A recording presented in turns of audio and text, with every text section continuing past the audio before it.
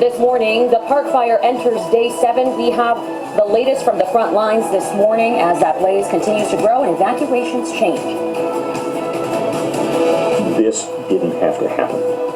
Plus, the arson suspect appears in court. We have the latest out of the courtroom, what his explanation is of what happened igniting the park fire, and how the district attorney out of Butte County is responding to that.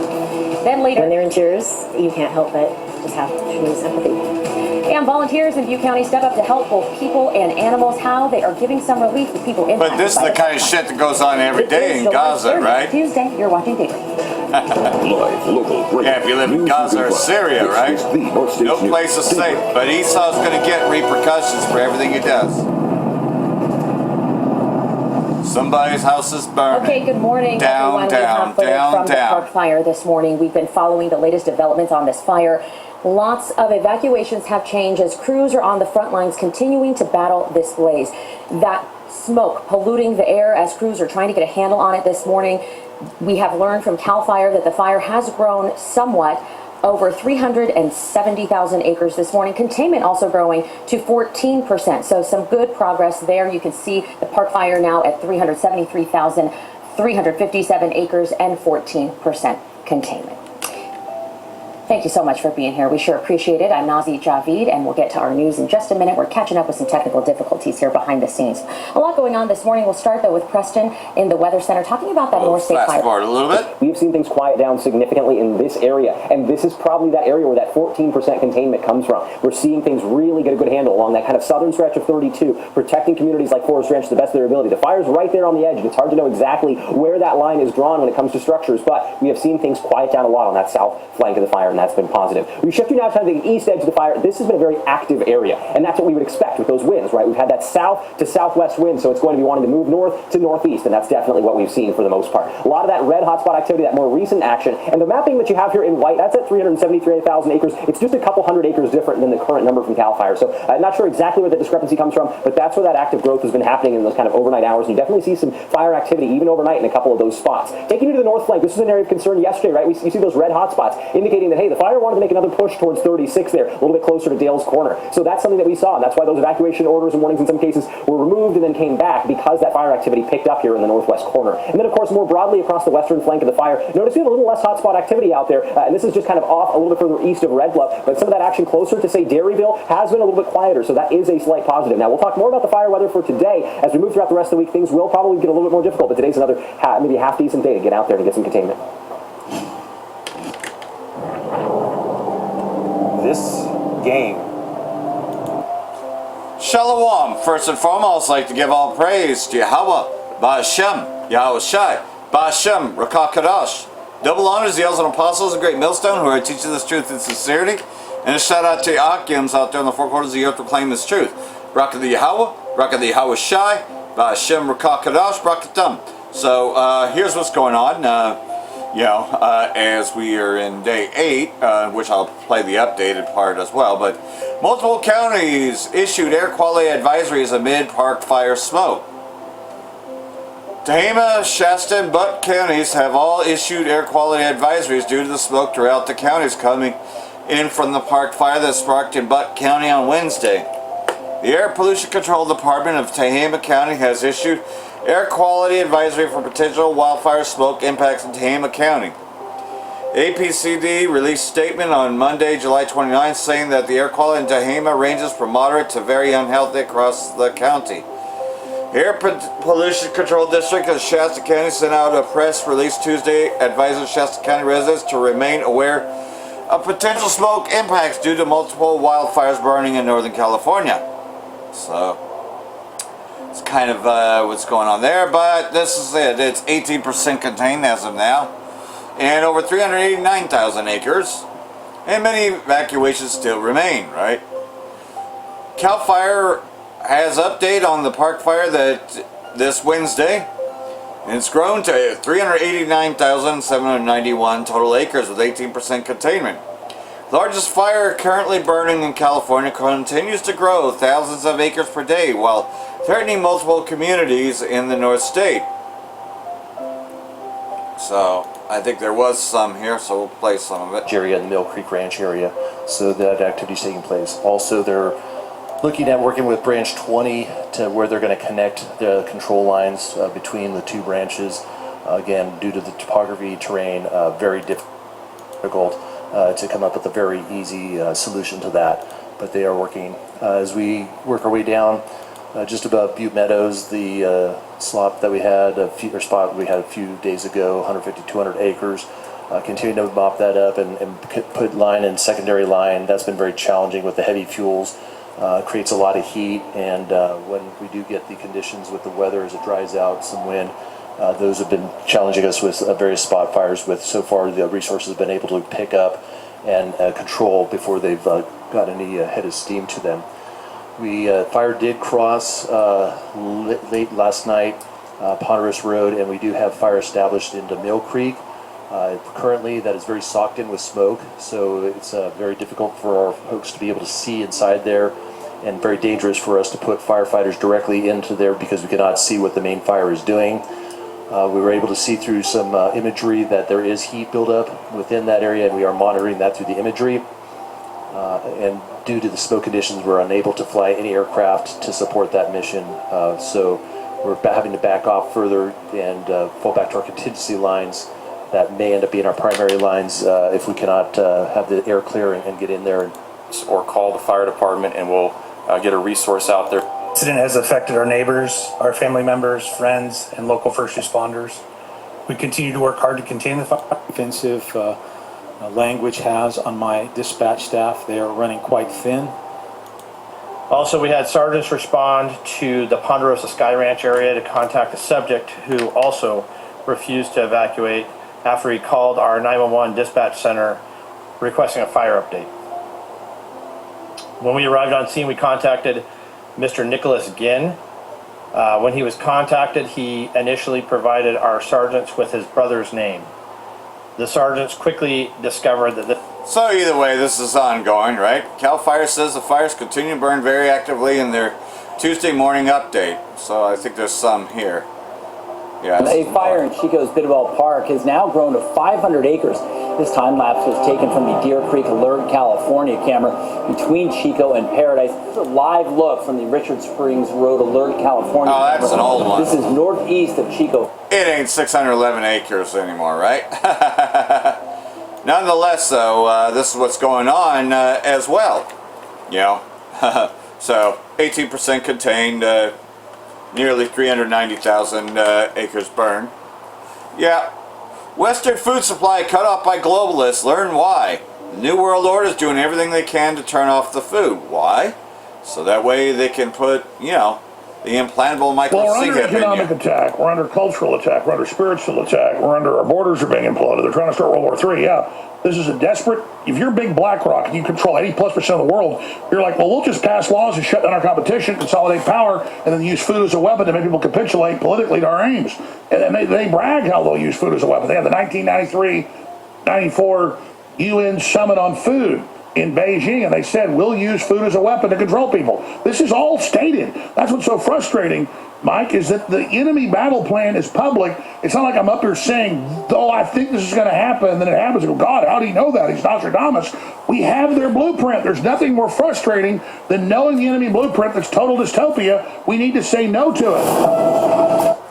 Yeah, because they leave it out there, and it is public. Because like everything else, though, people won't do their research to find out that it's true, right? You know? Again, you know. Western food supply cut off by the globalists, which of course is another term for the New World Order, right? And of course, like everything else, though, there was an assassination. We'll get into that in just a minute. But Iran's new president sworn in, so there is a new president. You know, since Israeli state already assassinated their previous leader, though, you know, nobody's going to do further investigation on that. We all know that that was no accidental helicopter crash that killed Iran's leader, but nonetheless, though, Massoud has taken the oath of office before the parliament, pledging to fight oppressive Western sanctions. Massoud was sworn before Iranian parliament on Tuesday as the Islamic Republic's 9th president. He vowed that his administration will keep trying to lift Western sanctions against Iran. 69-year-old Pascal formally began his 4-year mandate on Sunday. when Iranian Supreme Leader Ayatollah Khamenei endorsed his victory in the second round of the presidential vote on July 5th. The swearing ceremony on Tuesday was attended by over 80 foreign officials, including the heads of state, ministers, and special representatives. Russian delegation was headed by the chairman of the State Duma. The ceremony was broadcast live on state television, so they have a new president sworn in. But this is what's really happened. Watershed event. 5 takeaways from the Israeli state's assassination of Hamas political leader in Tehran.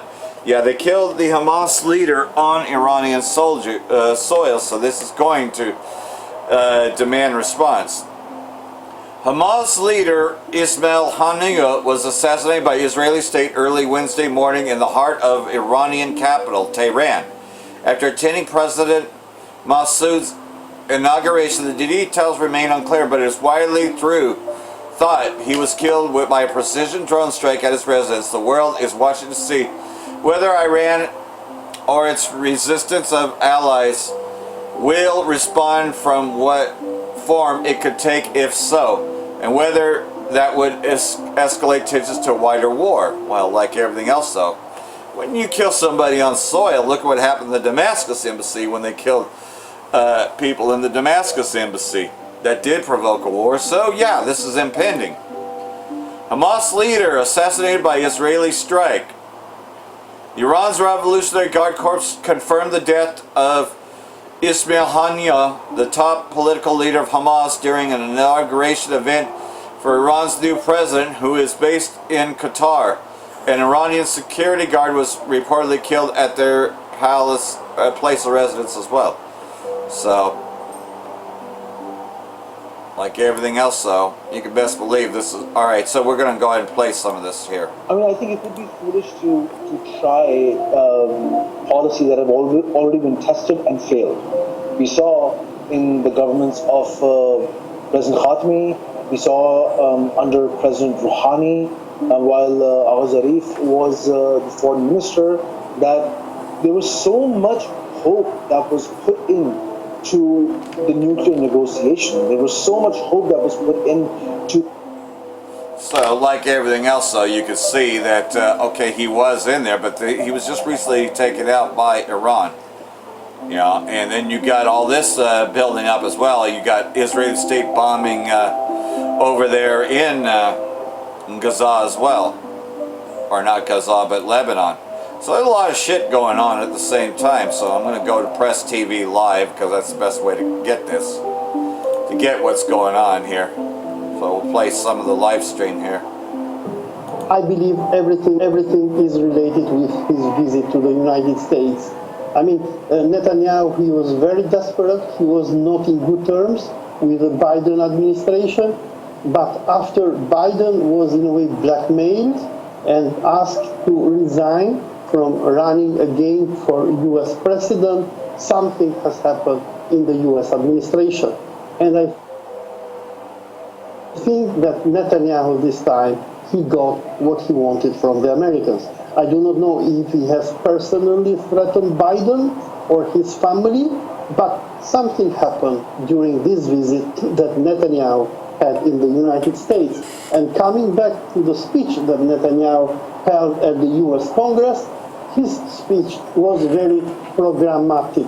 Apart from the servility and subservience that U.S. congressmen were showing to Netanyahu, his points were really scary. I mean, he announced in the U.S. Congress that his plans were, number one, keeping all the Palestinian areas under military occupation, two, treating Palestinians as prisoners of war, like the Americans treated the Japanese and the Germans after Second World War.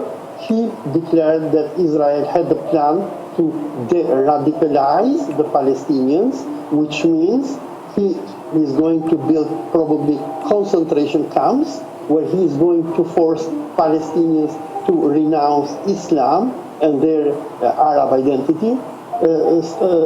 Thirdly, Netanyahu announced in the U.S. Congress that his plan was to create an Abrahamic army, which means He dreams to create an army with probably traitor Arab countries like Saudi Arabia, like Bahrain, like United Arab Emirates, where Israel in a way is going to use their men and their resources to fight. I believe that's the new Iranian president speaking as well. And Iran. And then the final point of the speech that Netanyahu gave to the U.S. Congress was that the future war of the United States, under the guidance and leadership of Israel, should be against Iran. Look, we have to remind our viewers that what Netanyahu is telling to us now are what George Bush the Elder told the U.S. Congress on 11 September 1991, after the Americans defeated Iraq during the first Gulf War. In that time, George Bush the Elder, he told to the U.S. Congress that now the time has come for the Americans to establish a new world order. And if during the era of the Cold War, the enemy of the Americans were the Soviets, communism, now the enemy were Muslims and Islam. And if during the Cold War the main policy objective of the United States in the Middle East was the preservation of Israel, after the collapse of the Soviet Union, the main policy of the United States has been the superiority and the triumph of Israel over Muslims, Arabs, and other people of the Middle East. And now we are witnessing second phase. And we have to remind our viewers what General Wesley Clark told to the public in the year 2003. After the Bush administration decided to go to war against, it was in 2001. After the Bush administration decided to go to war against Afghanistan and Iraq, Wesley Clark told that he heard at the State Department that the U.S. government was planning in the next 5 years to go to war against 7 countries. And these 7 countries were Sudan, Somalia, Syria, Libya, Iraq, Yemen, and the last one was Iran. And if we see the chronology of U.S. policies during the past 2 decades, is that the Americans have gone in all these countries, have separated these countries, have destroyed their nation-state system, and the only and the last country which has survived to this day is Iran. So like everything else though, that's because they couldn't take on Iran. Because Iran does stand strong and the people support their leader, you know, as you can tell right there. And I believe that was coming from the president of Iran. They haven't said that they're going to respond, but you can best believe that they will respond in one way or another, right? And so, you know, the Hamas leader was killed, as this report goes into. Where Hamas has announced its political bureau chief, Ismail Haniyeh, has been assassinated by Israel. The Islamic resistance movement Hamas is mourning the death of its leader, Ismail Haniyeh, who died as a result of a treacherous Zionist raid on his residence in Tehran, after participating in the inauguration ceremony of the new Iranian president. Iran's Islamic Revolutionary Guard said that Haniyeh was killed after the building he was staying in was struck. He was in Tehran for the inauguration of Iran's president, which took place on Tuesday. Now, Iran has started an investigation as initial reports coming in say the official was killed by a missile strike. Of course, as one might imagine, following the attack, Hamas has pledged a response. The assassination of Commander Ismail Haniyeh is a cowardly act and will not be in vain. Background for you on the man that has been killed. Ismail Haniyeh served as a chief of the Hamas political bureau since 2017 and has widely been considered the political leader of the group. Now, going all the way back to the 1980s, he's been involved with Hamas, imprisoned a number of times by Israel. He's even been deported from Gaza by the IDF. Starting in 2006, he served 8 years as the Prime Minister of the Palestinian National Authority. Now, Israel's been known to have had Haniyeh in its crosshairs since its pledge to take him out. That was back after October the 7th. Now, in April this year, an Israeli airstrike on central Gaza killed Haniyeh's 3 sons and grandsons. The political chief's son's death was acknowledged by Israel. When they're out to kill you, they're out to kill you for the end. Of Hamas. Now, the Israeli report, however, did not address the killing of Haniyeh's grandchildren. All 6 of them were eventually buried in Gaza. Well, let's learn more right now. Crossing live to Middle East affairs and military expert Yoni Ben Menachem now joining us here on RT International. A very good morning to you, sir, on what is Another breaking news story here out of RT International. The Middle East just firing off, as I said, sir, in more ways than one. This does seem to be quite an escalation here with the top Hamas official assassinated in Tehran. Your thoughts basically on what type of reaction one might expect now to come out of Iran? I don't think it will change anything on the ground. Of course, this is a big success for Israel as far as intelligence is concerned, and also a moral blow for Hamas supporters. But on the ground, nothing will change. The war in Gaza will continue, and also the war in south of Lebanon. I don't think that Iran is interested in a regional war or even a whole-scale war between Israel and Hezbollah. So, as I said, this is only a moral blow to Hamas and Hezbollah, but nothing more than that. And also, it's a big failure for the Iranian regime, who could not protect Ismail Haniyeh in Tehran itself. This is another failure of Iran.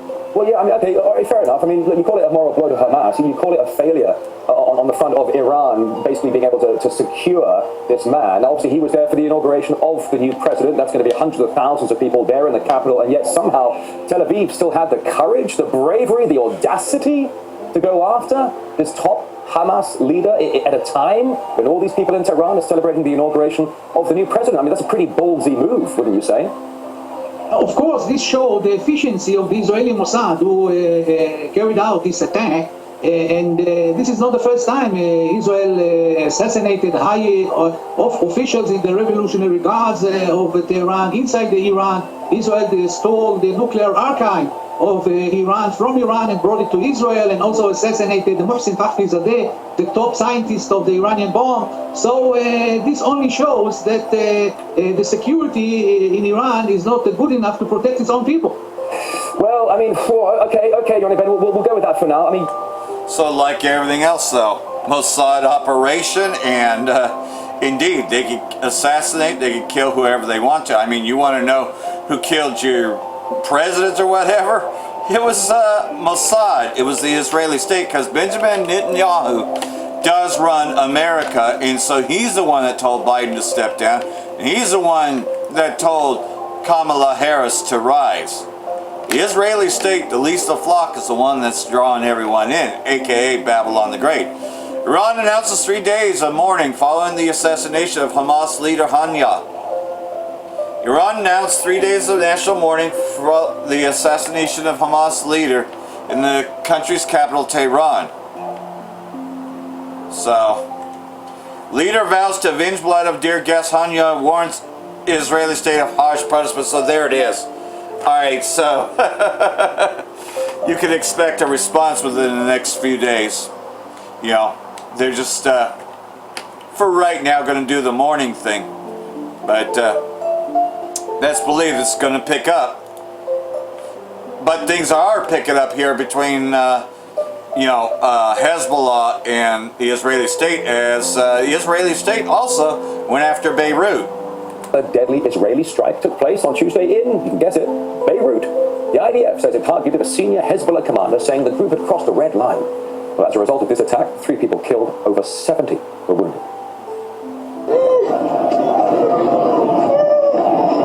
So that's another country attacked by the Israeli state in the same day. Yeah, it's a big destruction right there, as Lebanon's health ministry says. 1 woman and 2 children at least were killed in the attack.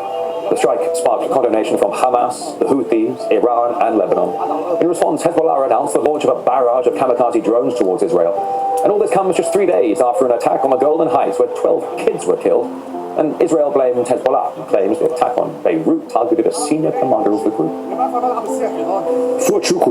Was the right-hand and you know it was friendly fire that caused the attack in Golan Heights. And his advisor, you can't believe anything these gunner rats tell you. Attacks and operations. He was a senior terrorist who was the blood, who has the blood of the Israelis and many others. Like anybody's believing these liars. Hezbollah's ongoing aggression and brutal attacks are dragging the people of Lebanon and the entire Middle East into a wider escalation. The only people escalating are these gunner rats. Hostilities. Without a wider war, the IDF is fully prepared for any scenario. Israeli drones launched several airstrikes on a Hezbollah stronghold, specifically in the Harat Khrek area in the southern suburb of Beirut. Reports indicate that there were casualties as a result of this airstrike carried out by the Israeli Air Force. Here we can see how this building collapsed in the explosion. Here are the 5th and 6th floors. 3 floors total were destroyed in the raid. There is also an adjacent building that was targeted, specifically in the upper part of this building, which led to the destruction of 4 additional floors, and damage was inflicted on buildings and parked cars in this area. Dozens of wounded were rushed to the nearby Batman hospital. As the strike hit a densely populated area, the number of casualties may well rise as the rubble is cleared. But we were in that location right there on the streets. We spoke to witnesses. Have a listen to what they had to say. I was passing here on my bike, and suddenly I was hit on the head and fell unconscious. I was in my car, close to the building that was targeted. I felt like something powerful hit the car, which broke through the roof. There was dust and thick ash, and I didn't know what happened and what was going on around me. And then we started hearing water because there was a tank on the roof of the building. Then my vision became clear and I was able to get out. We went in the street, and 2 minutes later, we heard the sound of the explosion. There were 2 hits, one after the other. It wasn't that strong, so it was obvious that it was a drone strike and not an airstrike. Well, according to local journalist Malik Khalid, he says the people of Beirut are ready to respond. This has been a strike near a hospital. The explosion was huge, and people in Beirut felt it and heard it all over Beirut, and it was really a big explosion. So Israel has just broke the laws of engagement and has decided to escalate this confrontation to where it can become a very big war, and its so-called civilians are now running away in Haifa, because we all know that the law of engagement of targeting Al-Dahia means targeting Haifa. You know, the people in Lebanon have been waiting for an escalation since 10 months. So basically, they are seeing what the Israelis are doing in Gaza and in Lebanon. We have almost 500 martyrs in South Lebanon. So basically, we are on the edge of a war. However, how it's going to escalate, how far it's going to be, we don't know. But what we know for sure is that a senior leader in Hezbollah has declared today that it doesn't matter what Israel claims about the kind of assassination or the kind of limited targets it wants to do in Lebanon. We are going to consider every kind of aggression, an aggression against Lebanon, and we are going to react accordingly. So the Israelis will have to wait to pay for this. And the time where Israel is used to bomb Lebanon all over Lebanon and nothing happens has been over. We are behind that time. We have resistance, and we have an army, and we have a people that instead of feeling afraid, they are in the streets. Can you imagine Russia bombing somewhere near a hospital in Ukraine? The world would have gone crazy by now, and maybe they would have been starting to bomb over Moscow. But so, what they're saying literally is that, okay, they're not holding back anymore. They're going to let the Israeli state have it. They wanted a war, they're going to get one. And that's what's happening, is they're going to draw everyone in. Leader vows to avenge blood of dear guest. Hanya warns Israeli state of harsh punishment. So that's official that Iran will respond as well. So you have 2 countries that just got attacked, you know, pretty much. Tehran and Beirut, you know, which are the capitals of both Iran and Lebanon. Leader of the Islamic Revolution, Ayatollah Khamenei, has warned the Israeli regime of harsh response for the assassination of Hamas leader Ismail Haniyeh, saying it is the Islamic Republic's duty to avenge the blood of Palestinian resistance leader. Of course it is, because like everything else, though, they were killed on Iranian soil. They have to do something. The criminal and terrorist Zionist regime martyred our dear guests in our homeland and left us bereaved, but it also set the ground for harsh punishment for itself, the leader said. So, again, you know, expect a response very shortly here. And, of course, Alex Jones is also reporting on it. World War III alert, Iran and Israeli state at the brink of war following the assassination of the Hamas leader. You know. Oh, we'll see what this one says. Literally less useful than Tom. So, they want you to wear a little egg pendant around your neck that's listening to you constantly and chimes in with asinine comments about what you're doing. Yep. As an AI. And who do you think the spies are? What is the appeal of this? Is this how lonely people are? Is this how uncomfortable people are with being by themselves and with their own thoughts? See, like everything else, though, they want to control your every movement, and they want microscopic tags to be implanted in everyone. You know, that's the agenda of the elites. And like everything else, though, you know, yes, Benjamin Netanyahu did tell President Biden to step down and for Kamala Harris to rise, you know, to drop out of the elections. And I'll be at least bit surprised, though, that more shit doesn't happen between now and the so-called shit show of an election, right? Because it's all a shit show. But just know who's really in charge of Babylon the Great, at least the flock. So like everything else, though, you know, we can see that indeed the scriptures are coming out to play. And again, they just recently said, though, that Erdogan will end up just like Saddam Hussein. They plan to try to topple, you know, Erdogan as well, you know, Turkey. Well, these are all the places that are mentioned in Ezekiel 38, aren't they? You know, they already toppled Libya's government, but like everything else, though, they're not going to stop there, because these are the prophecies. And Magog is going to come in to defend them. Eventually you're going to hear about that. Ezekiel chapter 38, verse 4. And I will turn thee back and put hooks into thy jaws and bring thee forth, all thine army, horses and horsemen, all of them clothed with all sorts of armor. A great company with bucklers and shields, all of them handling swords. Talk about Russia. Persia, Ethiopia, Libya with them, all of them with shield and helmet. In other words, they're going to be fortified with Russia backing them. Gomer and all his bands. The house of Tagarma, the north quarters, and all his bands, and many people with thee. Russia's going to be safeguarding those places as well. Be thou prepared, and prepare thyself, thou and all thy company that are assembled unto thee, and be thou a guard unto them. So like everything else, though, you know, this is going to pick up, it's going to escalate. So hopefully all this has been edifying. I'm going to have a longer version of that on the other channels, or you know what, I'll just go ahead and separate this other one, you know, basically, you know, is called Stick a Fork in Them. Jake is done. I'm going to put that on the other channel, so that way I don't get, but if you have a chance to play this one, go ahead. So, hey, you know, and that's just talking about how 2/3 of our people, well, they're lost. So, hopefully this has all been edifying. For that, I will say, Barak the Yahweh, Barak the Yahweh Shai, Ba'Hashem Rakah Kadash, Wa Abal Babal. Brakathum Teofolek. Shalom.